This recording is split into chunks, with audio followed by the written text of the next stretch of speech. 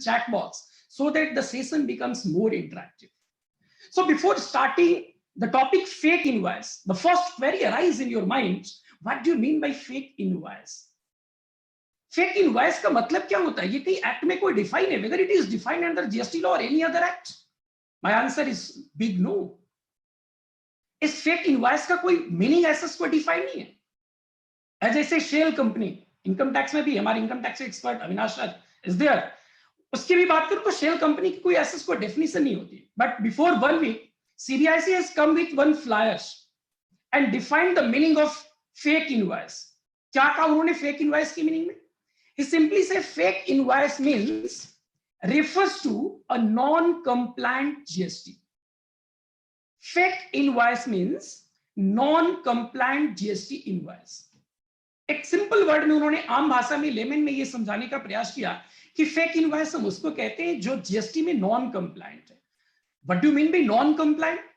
So knowing non-compliant, we need to understand some sections of the GST Act, like section 16 subsection 2. This talks about the eligibility conditions of the availing or utilizing ITC. वैसे most of the लोग ये जानते हैं, फिर भी मैं इसको repeat कर रहा हूं. सेक्शन 16 सबसेक्शन 2 क्या कहता है? You need to fulfill 4 conditions. If you fulfill all those 4 conditions exclusively, then you are eligible for the credit of the same. पहला condition, you must have a tax invoice in your hands. आपके हाथ में एक tax invoice होना चाहिए, यानी जो आप सप्लाई रिसीव कर रहे हैं वेदर फॉर द गुड्स और द सर्विस, उसका आपके पास एक्चुअल इनवॉइस होना चाहिए. Number 2, you must have actually receive the goods and services. जिस सप्लाई के लेकर के आपके पास, ठीक है, you have a tax invoice in your hand, but whether you have actually receive that service और गुड्स और नॉट. तो कह रहा है कि एक्चुअल में गुड्स और सर्विस आपको रिसीव होना चाहिए. Number 3, from where you have availed the services or taken the goods, that supplier has made the payment of tax on it. And the last condition is that you have availed your ITC through returns as prescribed under section 39. फिर से मैं यहाँ पे section word use करूं, section 39, because अभी एक proposed amendment भी आया है, उसकी भी मैं डिस्कशन आपके साथ करूंगा. हमने कहा सेक्शन 16 सबसेक्शन 2 की अगर 4 कंडीशन आप फुलफिल करोगे तो आपको मिल जाएगा आईटीसी अवेलमेंट, आईटीसी यूटिलाइजेशन का राइट. नंबर 1, आपके हाथ में टैक्स इनवॉइस हो. नंबर 2, आपने एक्चुअली गुड्स और सर्विसेज रिसीव किया हो. नंबर 3, आपका जो सप्लायर है उसने टैक्स पे कर दिया हो. टैक्स पे करने का हियर मींस रिटर्न्स. कौन सा होगा टैक्स पे करने का? चैट बॉक्स में मुझे आंसर भी चाहिए. अगर मैं कहूं your supplier has made the payment of tax, so the payment of tax is made through which returns as prescribed under section 39 3B. Surely right. One of the answer is GSTR 1. Totally wrong. just stop. One query I asked to all the participants, whether GSTR 1 is written under GST law. क्या GSTR 1 एक return है GST की law में? No. Answer is correct. GSTR 1 is not a return. It is merely a statement of outward supply. जब हम return की बात करते हैं एज प्रिस्क्राइब्ड अंडर सेक्शन 39, तो हम 3B की बात करते हैं. इट मींस जिससे आपने सप्लाई लिया उस सप्लायर ने 3B फाइल किया, और 3B फाइल किया इट मींस टैक्स पेड किया है. उसकी एक वेस्टेड राइट है कि जो उसकी एक्चुअल एलिजिबल आईटीसी होगा उस आईटीसी को क्लेम करेगा, और अगर कुछ आउटपुट लायबिलिटी कैश में करनी है तो कैश में करेगा. Without setup off the full tax through ITC और paid through the cash, he is not able to file the return 3B. इसका मतलब आपके सप्लायर ने 3B फाइल किया, इट मींस टैक्स पेड हो गया. नंबर 1 कंडीशन की भी मैं बात करूं, आपके हाथ में इनवॉइस है, हाँ जी है. लास्ट हमने कहा आपने रिटर्न में जो है उस आईटीसी को अवेल्ड किया है. यस, मैंने भी अपने 3B में उस रिटर्न्स के थ्रू अवेल्ड किया है. अब जो सेकंड कंडीशन है साहब, that you must receive the goods and services actually. जितने भी केसेस बुक किए गए हैं उसकी 90%, मैं नहीं कह रहा हूं कि सभी केसेस इस पे ही बुक्ड है, बहुत सारे इसमें अभी इश्यूज हैं जिनको भी वो डिपार्टमेंट फेक मानता है, पर एक्चुअली वो फेक नहीं है. अभी हम लेटर उसको डिस्कस करेंगे 1-to-1 केसेस की. पर मोस्ट ऑफ द केसेस अगर देखें टोटल केस का 90% जो डिपार्टमेंट का मानना है कि आपने मेयरली एकोमोडेशन ऑफ बिल किया है, एक्चुअल में आपने कोई सर्विस, एक्चुअल में आपने कोई गुड्स रिसीव ही नहीं किया। Definitely I personally do agree, अगर आपने मेयरली एकोमोडेशन ऑफ बिल, आपने एक बिल की अरेंजमेंट किया, you do not receive any goods और services, definitely it is a fake, और डिपार्टमेंट का जो उस पर रुख है उस पर मैं कुछ नहीं कर। प्रॉब्लम यहां है, बहुत सारे ऐसे सप्लाई हैं जो फेक नहीं है, एक्चुअल है, बट डिपार्टमेंट उसको फेक मानता है। So being a professional, being a businessman, हमें उसको कैसे रोकना चाहिए, हम उस पर अभी एक केस के जरिए आ रहा हूं। एक यहाँ पे एक प्रपोज अमेंडमेंट भी बीच में आपको डाल, हमने कहा चारों के चारों कंडीशन साहब हमने सेटिस्फाइड किया, हमारे हाथ में इनवॉइस भी है, हमने एक्चुअली गुड्स और सर्विसेज रिसीव किया, हमने टैक्स रिटर्न्स के थ्रू क्लेम करी और हमारे सप्लायर ने टैक्स पे कर दिया। अभी एक रूल 36(4) कई लोगों के लिए भी और हमारे लिए भी, सभी प्रोफेशनल और बिजनेसमैन के लिए एक परेशानी बना। उन्होंने एक कंडीशन कोट किया रूल्स के जरिए 36(4) के जरिए कि आपके 2A में जो रिफ्लेक्ट हो रहा है eligible ITC, you can avail as an ITC under 3B that shown under 2A plus 20%। Further उन्होंने रिड्यूस करके 10% किया and as of now it is 5%। Now, whatever the eligible ITC shown on your 2A, claim full ITC plus 5% of the buffer shown in 2A, subject to not exceeding actual ITC. अब इस पे लेकर के honourable high courts में कई लोगों ने इसके रीट भी डाले हुए हैं। There are two sets of opinion regarding that provision, Rule 36(4). One set of experts' opinion is that rules cannot overrule any act. अगर रूल के जरिए गवर्नमेंट डिपार्टमेंट कोई प्रोविजंस इंसर्ट करना चाह रही है जो एक्ट में प्रोवाइडेड नहीं है, ये ऐसा हो नहीं सकता। So it is unconstitutional, it is wired. और इसी प्रोविजंस को ध्यान में रखते हुए उन्होंने कोर्ट में, ऑनरेबल कोर्ट्स में रीड डाला हुआ है। But one set of opinion is that if you read section 16 subsection 1, 16(1) क्या कहता है उसको आप ध्यान से पढ़ेंगे तो दो बातें सिंपली कहता है वो। नंबर 1, अगर आप आईटीसी क्लेम करना चाहते हो तो आपके पास रजिस्ट्रेशन होना चाहिए, means you must have registered tax person. अब अगर आप रजिस्टर्ड टैक्स पर्सन हैं तो आप क्लेम करेंगे।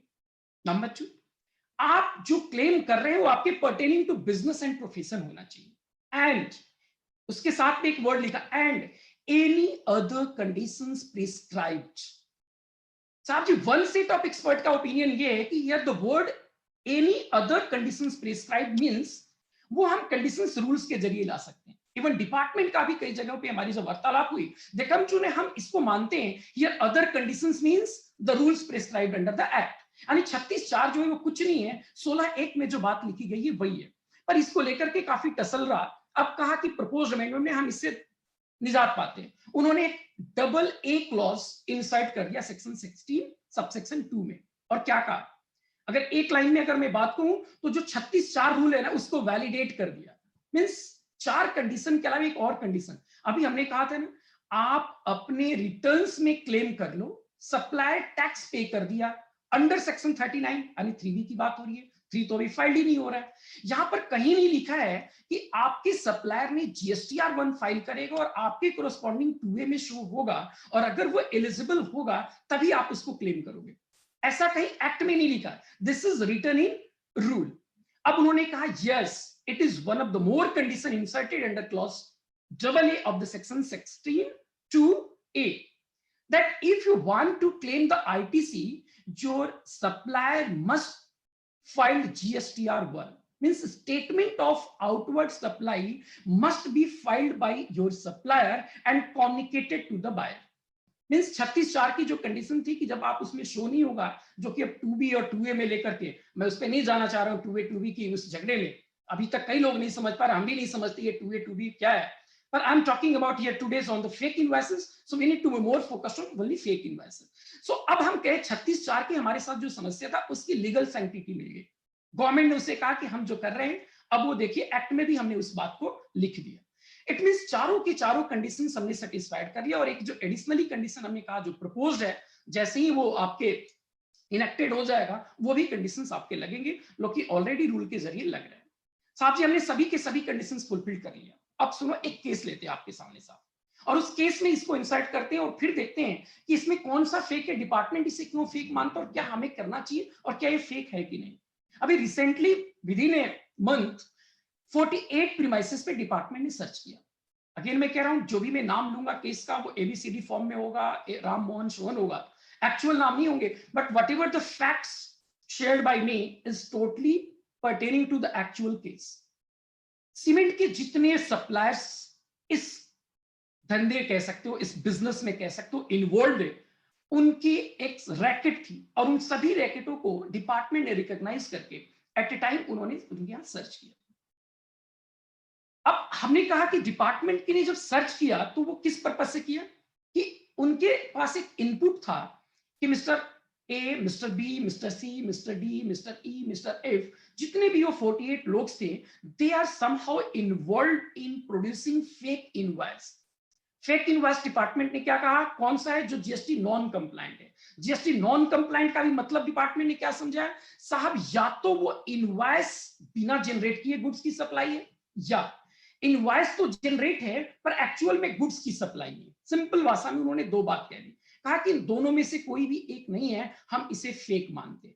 उनके पास ऐसे कुछ केसेस इनपुट के जरिए, उनके बीफा टूल्स के जरिए, उनके डीजीआर यूनिट के जरिए केस रेफर्ड हुआ और उसमें ऐसा पाया गया कि जो सीमेंट के डीलर्स हैं, अब मैं आपको सीमेंट के dealers, it means that person is purchasing actual cement bags and selling actual cement bags. Means purchase तो उसकी एक्चुअल है, और एक्चुअल में जब उसको परचेज किया तो डेफिनेटली वो परचेज सेल भी हुआ होगा। तो डिपार्टमेंट को उसमें फेक एंगल कैसे लगा? सुनिए, एक बहुत कॉमन पार्लेंस नॉर्मली जो हमारे यूज भी होता है इंडिया में या हर शहर में, मैं कहूं इंडिया के जो भी ट्रेडर है, अगर सीमेंट की स्पेसिफिकली मैं एग्जांपल लूं, all the sales are not made through cheque. सभी के सभी सेल चेक से नहीं होते, अकाउंट पे पेमेंट नहीं होते। Most of the cement bags are sell in cash और in account pay. It is a mix of both account pay cheque and cash, दोनों से ही सेल होता है। अब एज एन इंडिविजुअल अगर कोई मेरे जैसा व्यक्ति अपने घर बनाने के लिए किसी यूज के लिए सीमेंट बैग्स परचेज करने के लिए, मुझे टैक्स इन्वेस्ट की आवश्यकता नहीं है, आप भी अपने घर में, क्योंकि इसकी आईटीसी आपको अवेलेबल नहीं है। अब जितने भी कैश में जो सेल हुए, अब उनके पास कोई एक बिल्डर जाता है, कोई वर्क्स कॉन्ट्रैक्टर जाता है, वो कहता है कि जो भी आपने राम, श्याम, मोहन, सोहन को आपने कैश में सेल किया, उस कैश की सेल के बराबर के बिल मेरे नाम पे रेज कर दो। क्या करो, मेरे नाम पे वो रेज कर दो, और मैं आपके अकाउंट के थ्रू आपको आरटीजीएस करता हूं, और जिन्होंने कैश में बेचा वो कैश मुझे एक सर्टेन कमीशन कट करके लौटा दो। अब इस एग्जांपल में जरा ध्यान से देखिए, 16(2) की कौन सी कंडीशन सेटिस्फाइड नहीं है। हमने कहा नंबर 1 इनवॉइस, इनवॉइस तो बिल्कुल जेन्युइन है, वो एक्चुअल में सप्लायर भी है, पीछे उसकी परचेज भी जेन्युइन है, जिस व्यक्ति को क्लेम करना है वो अपने रिटर्न्स में लास्ट कंडीशन अवेल्ड करना है, अवेल्ड भी कर लिया। जो उसका सप्लायर है उसने 3B फाइल्ड किया, 3B में उसने टैक्स पे किया, परचेज पे आईटीसी अवेल्ड किया, जो वैल्यू एडिशन किया उस वैल्यू एडिशन में कैश में पे कर दिया। But the second condition is not satisfied. बिल्कुल सही जवाब है कि उसमें सेकंड कंडीशन यानी गुड्स की, उस सीमेंट बैग्स की एक्चुअल डिलीवरी नहीं हुई, एक्चुअल में गुड्स की डिलीवरी नहीं हुई। अब इसको साबित कैसे करें? डिपार्टमेंट के पास ऐसे इनपुट कहां से आते हैं कि हुए या नहीं हुए? Number 1 e-way bill. साहब जी कई केसेस में तो ई-वे बिल भी जनरेट हो जाते हैं, हाँ उसमें कुछ गलतियां जरूर होती है, ई-वे बिल जनरेट करते समय हम गाड़ी नंबर ही गलत डाल देते हैं। ऐसे केसेस में डिपार्टमेंट के लिए रियली प्रूफ करना टफ होता है, लेकिन डिपार्टमेंट इसमें क्या करता है, जैसे ही उसमें किसी एक व्यक्ति, कोई भी एक फर्म उससे एसोसिएटेड है, उसके किसी एक पार्टी पे उसने स्टेटमेंट के लिए बुलाया, और बंद कमरे में statement, all of you know उनका टेम्परेचर क्या होता है और बॉडी लैंग्वेज क्या होता है और वे ऑफ टॉकिंग क्या होता है, वो आपसे एक्सेप्ट करा लेते हैं। इवन कुछ ऐसे भी चीजें एक्सेप्ट कराते हैं जो एक्चुअल में नहीं है। लेट अस सी, इसमें मैंने कहा 100 बैग्स की इस तरह की सप्लाई हुआ, वो तो आपसे 200 बैग्स भी लिखवा लेते हैं। And once you accepted that I have merely accommodate a bill, the actual cement bags are not delivered। आ गया जीएसटी इनवॉइस की जो meaning.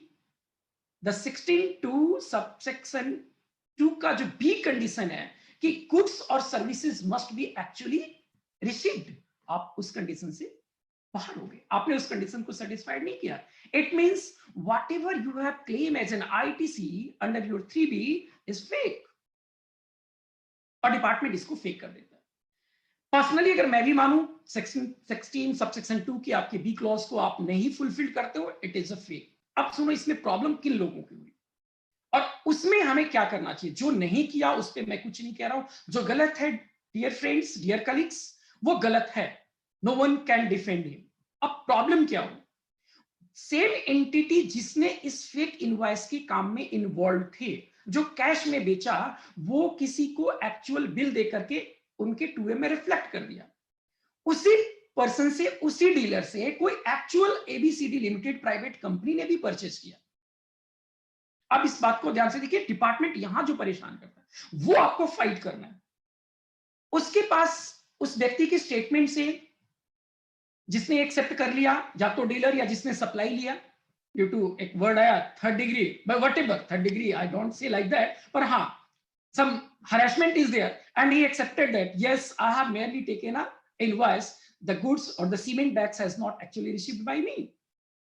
Then they come to know that this firm is a fake firm. यद्यपि that firm is not a fake firm, क्योंकि वो actual में भी supply दे रहा है, उसकी परचेजेस जेन्युइन है, उसके गोडाउन से, उसके सब कुछ जेन्युइन एग्जिस्टेंस है बिजनेस की। So how you say that it is a fake? अब ऐसे में जितने भी, ध्यान से वर्ड सुनना आप, जितने भी बायर्स उस फर्म से परचेज किए थे, उन्होंने जनरलाइज सबको नोटिस भेज दिया। समन, इवन नोटिस वर्ड में समन सेक्शन 70 में कह दिया कि I have investing so and so firm and come to know that there is a discrepancies and fake ITC is to be availed by you, please produce your books of account and like that आपको 70 में समन भेजिएगा। जितने लोग, even if आप बिल्कुल actual में, मैंने कहा ना आपके अकाउंट पे ही वाले भी तो ट्रेडिंग होती है, और जो कैश वाले वो उन्होंने एकोमोडेशन किया, मैं उसकी कोई भी वकालत नहीं कर रहा हूं। If it is wrong, it is wrong, but problem वहां है जो रॉन्ग नहीं है, who has actually received the goods, who has actually availed ITC through 3B, your supplier has made tax over that and there is a tax invoice in your hands. And even मैं अगर कहूं additional condition जो double clause ये में डाला गया, वो condition भी सेटिस्फाइड करा, he has filed statement of outward supply and it is shown under 2A. So मेरी ITC आप कैसे कह सकते हो, मुझे आपने नोटिस भेज दिया, समन कर दिया, आप अपनी पूरी लेजर बुक लेकर आओ और आप इसको रिवर्स करो। साहब इसमें एक इंपॉर्टेंट बात आपको ध्यान रखना है, सेक्शन 35(1), सेक्शन 35 सबसेक्शन 1 की कुछ कंडीशंस हैं, वो आपको प्रॉपर्ली, कई बार ऐसा हमने देखा, जो मैं केस कह रहा हूं बिल्कुल लाइव केसेस है, I just not disclose the name of the parties, but there are so many parties, there are so many clients who received such type of summons. आपने किसी भी हालात में समन की रिस्पॉन्ड तो करना पड़ेगा, आपको रिप्लाई करना चाहिए, चूंकि हम लॉ ओबेडेंट सिटीजन है तो हमें लॉ को तो ओबे करना है, आप रिप्लाई जरूर करो। बट रिप्लाई करने के पहले कुछ चीजें ना, जब जैसे डिजिटलाइज हो गई, जीएसटी भी हम वेबसाइट बेस्ड है, कुछ चीजें हम भूल जाते हैं। देखिए सेक्शन 35 सबसेक्शन 1 में कुछ बातें कही गई है कि आपको लिस्ट ऑफ डॉक्यूमेंट्स जो है ना वो मेंटेन करना होता है, और कई केसेस है, मैं नहीं कह रहा हूं सभी के सभी करते हैं, बट मैं आई मे से most of the clients, most of the businessmen, most of the professional do not focus on such type of things. आप अपने को क्लाइंट को कहें कि 35(1) की जो कंडीशन है, लिस्ट ऑफ डॉक्यूमेंट्स रिक्वायर्ड, वो आप जरूर मेंटेन करो। लाइक नंबर 1, अगर आप प्रोडक्शन कर रहे हो, मैन्युफैक्चर कर रहे हो, तो आपके पास प्रोडक्शन और मैन्युफैक्चर की प्रॉपर मेंटेनेंस होना चाहिए, गुड्स की books, inward outward supply service की या गुड्स की किसी की हो, उसकी प्रॉपर डॉक्यूमेंटेशन होना चाहिए। स्टॉक रजिस्टर, अब जैसे इसमें अगर बात करूं हमारे केस में, स्टॉक रजिस्टर बहुत वाइटल रोल प्ले करेगा। अगर आपने सीमेंट परचेज करके लाया तो आपका कोई गोडाउन होगा, कोई स्पेस होगा जहां पे उसको आप रिकॉर्ड करती हैं, उस स्टॉक रजिस्टर में आपने किस पर्टिकुलर डेट को कितने बैग्स ऑफ सीमेंट लाया,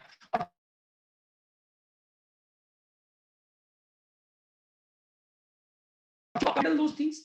So आपका वो स्टॉक रजिस्टर वहां एक क्रूशियल रोल अदा करने वाला है, क्योंकि डिपार्टमेंट ने किसी 2-4 लोगों के उसके द्वारा फेक इनवॉइसेस इशू कर देने की वजह से आपको भी वो फेक मान बैठा है, और जब आपको भी फेक मान बैठा है तो आपको भी उसी नजरिए से देखता है जैसे वो फेक वाले को मान के बैठा है।